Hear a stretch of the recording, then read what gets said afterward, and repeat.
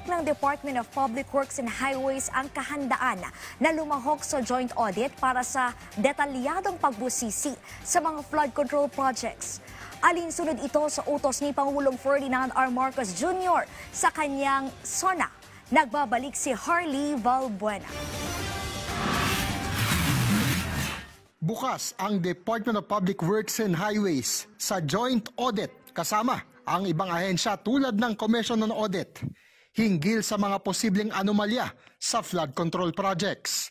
Ito ay matapos ipag-utos ni Pangulong Ferdinand R. Marcos Jr.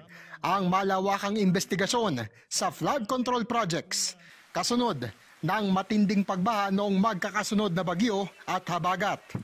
Ayon kay DPWH Secretary Manny Bonoan, handa sila sa joint audit lalo na't magiging detalyado at malaliman ang pagbusisi sa flood control projects na nakatakda ring ilabas sa publiko sa utos ng Pangulo. Kailan natapos, magkano ang kontrata, sino kontraktor, yung mga ganon. So, at saka yung status ng projects. Pwede naman joint audit between DPWH, Commission on Audit, and yung mga civil society. Pero sa kabila ng ipinalutang na joint audit, sinabi ni Bonoan na isusumiti pa rin nila sa Pangulo sa susunod na linggo ang listahan ng lahat ng flood control projects.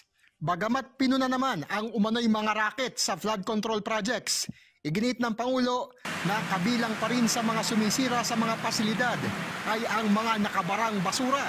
Sa datos ng Department of Environment and Natural Resources, umabot na sa 28 milyong kilo ng basura ang nakolekta sa mga daluyan ng tubig sa Metro Manila mula Enero hanggang Hulyo ngayong taon.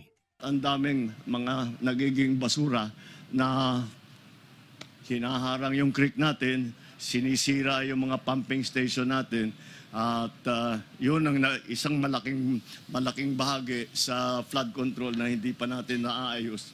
Ngayon na inaayos na natin. Samantala, may sagot naman si Secretary Bonoan sa panawagan ng isang kongresista na mag-leave muna siya sa trabaho sa harap ng investigasyon sa flood control projects. Okay lang. If it is necessary, bakit hindi po?